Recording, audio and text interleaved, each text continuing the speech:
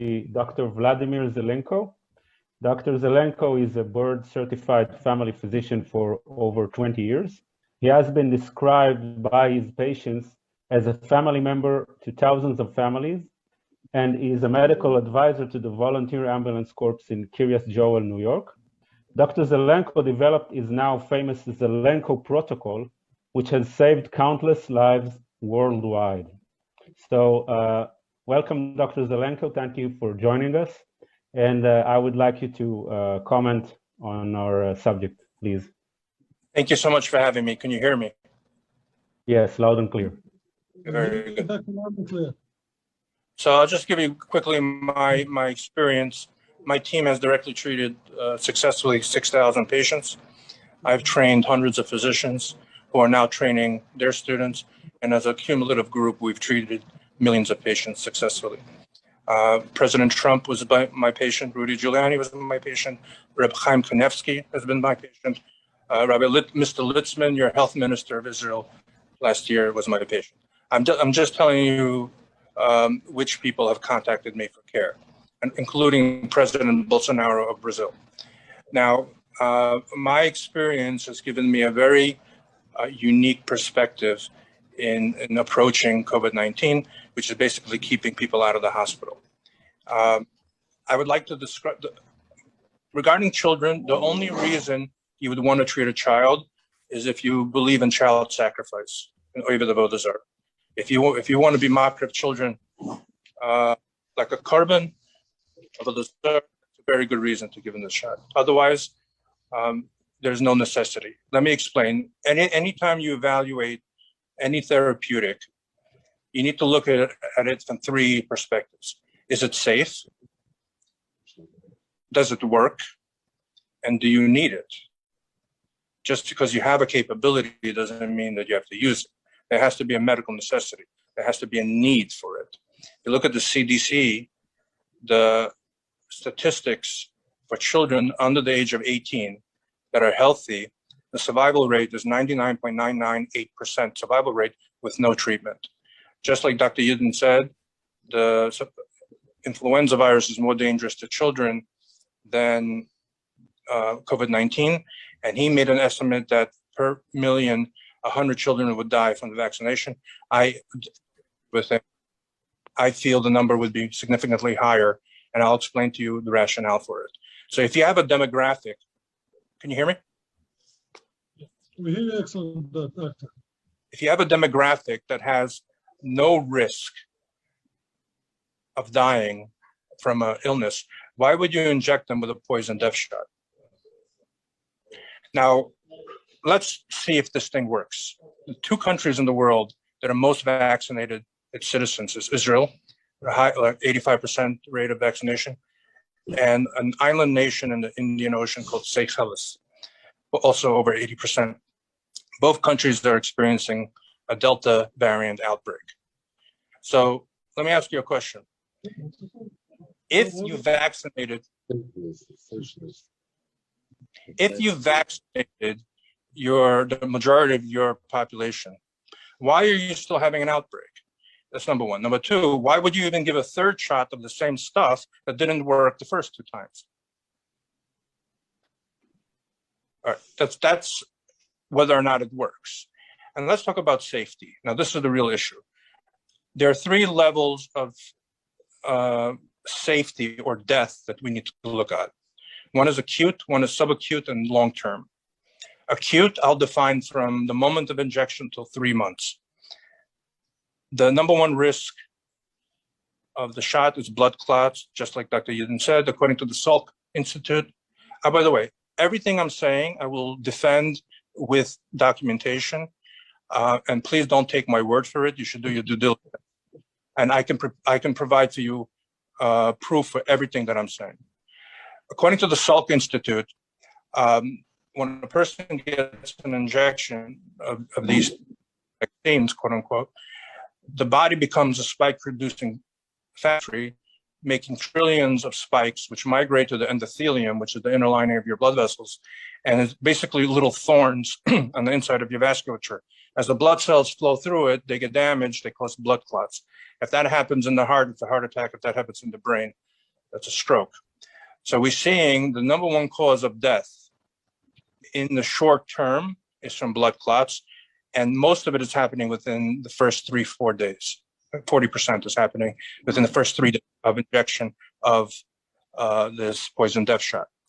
Now, the other problem is that it's causing myocarditis or inflammation in the hearts of children, and young adults, in the hearts of young adults. And the third problem, which is the most disturbing, is according to the New England Journal of Medicine article, their preliminary data, the miscarriage rate in the first trimester, a woman gets vaccinated in the first trimester goes from 10% to 80%. I want you to understand what I just said. The miscarriage rate in the first trimester of pregnant women, when they get vaccinated, goes up by a factor of 8. That's preliminary data. It may change with time, but I'm just telling you what it is as of today.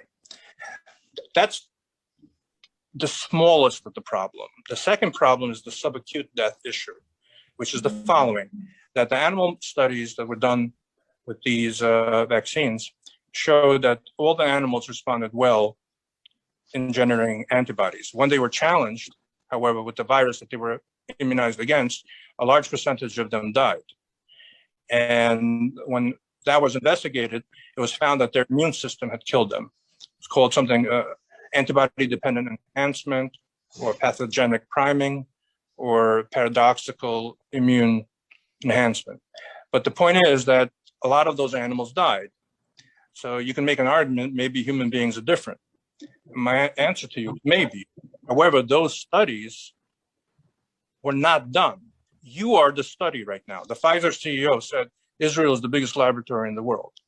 And so those long-term studies to rule out, Dr. Luc Montagnier, who won the Nobel Prize in Medicine for the discovery of HIV, said that this is the biggest risk to humanity and the biggest risk of genocide in the history of humanity. And so the risk of a ADE reaction in human beings, which happens later, has not been ruled out. So my question is, why would I vaccinate someone with a potentially destructive, lethal substance without ruling that out first? And the third component here is the long-term consequences. There is definite evidence that it affects fertility, damages ovarian function, that it reduces sperm counts. Number one. Number two, definitely increases the amount of autoimmune diseases. Who knows over time how that is going to reduce lifespan? And just last week, a paper came out showing that it increases the risk of cancer.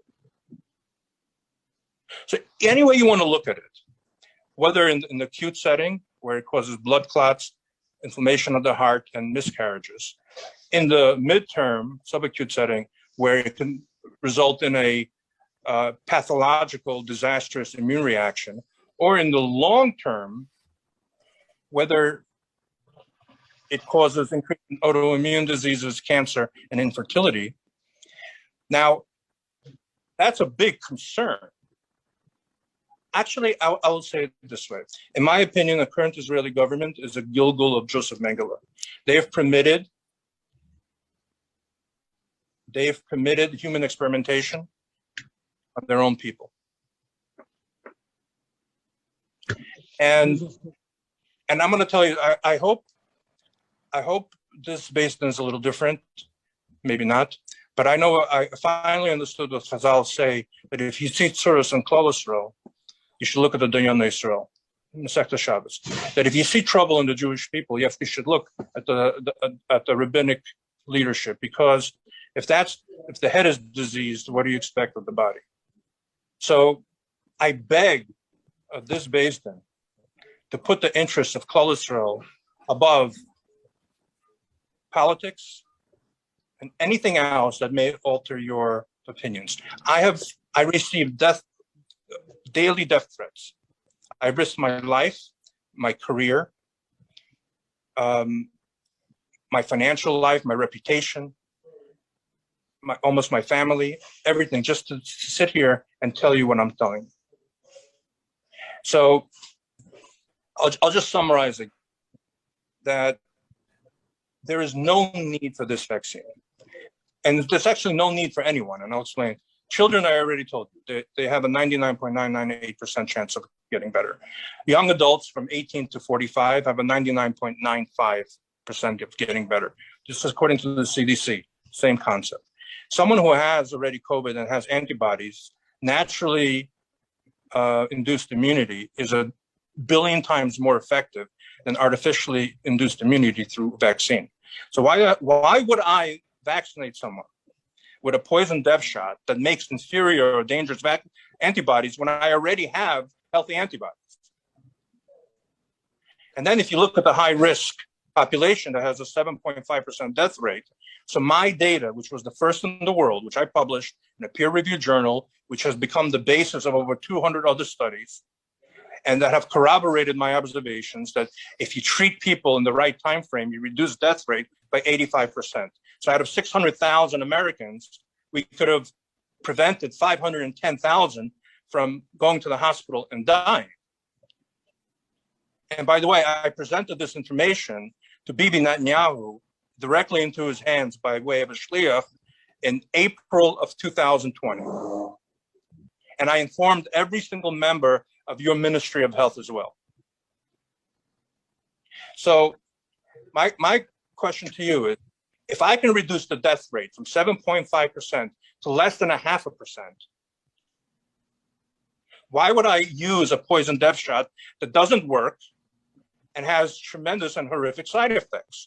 And I'll do one more mind experiment with you. If everyone on the planet were to get COVID and not get treated, the death rate globally will be less than 0.5%. Now, I'm not advocating for that. That's a lot of people. That's 35 million people would die. However, if we follow the advice of some of the quote unquote global leaders, let's say like Bill Gates said last year, 7 billion people need to be vaccinated, the death rate will be over 2 billion people. So wake up. This is World War III. This is a level of malfeasance and malevolence that we have not seen probably in the history of humanity. So I'm against child sacrifice. I'm against Avodah Zarah. And I really believe that God is testing every human being here. And here's the test. Are you going to bow down to me, to Hashem? Are you going to ask for your protection from me? Are you going to take your fears and ask me to help? Or are you going to run to the Avodah Zarah, the Egel Hazav, of the vaccine, of your governments, of despots and tyrants like sociopaths who want to be deities? There's nothing new under the sun. These people are no different than Paro. They think they're God. And you're going to bow down to them. If you're going to bow down to them, let them protect you. Let's see how that's going to work out for you. I've seen fear drive people to do things that are completely irrational, do not make sense, and they sacrifice their own children. And yes, your Ministry of Health is lying to you. Your statistics are absolutely skewed. If you want to see something real, there's a website called worldmeters.info. Go to Israel, and you can see at December 20th, there's a huge spike in the curve of death in Israel. Do you know what happened in Israel December 20th? National immunization started. And these are numbers being reported by the Israeli government. They're just too stupid to see, to hide it. There is zero justification for using this poison death shot, unless you want to sacrifice human beings. I think I'm done. After these words, the doctor, I don't think you can ever say you're done. I very much appreciate your time and your effort. Very definite and very clear. We appreciate it, Doctor. You have any questions? I have many questions, but just to summarize, 2 billion would pass out if we use 7 billion the shot, according to what the doctor said, correct? No, not according to what I said, according to what world experts are saying. That if you look at Dr. Malone, who invented the mRNA technology, has the original patents for the vaccine, he's saying, do not use this. The government is lying to you. The side effects are horrific. Dr. Cahill from Ireland said that she believes that within 2 years, 90% of the people that got vaccinated will be dead. When Dr. Michael Yidden, I hope he can confirm, I hope he's still there, was asked that question, he said he wouldn't go that far. So I don't know, maybe it's not 90%. What is the percentage? And maybe it's not 2 years, maybe it's 3 years. And Dr. Luc Montagnier, who is the Nobel Prize winner for the discovery of HIV, saying this is the biggest risk of genocide in the history of humanity.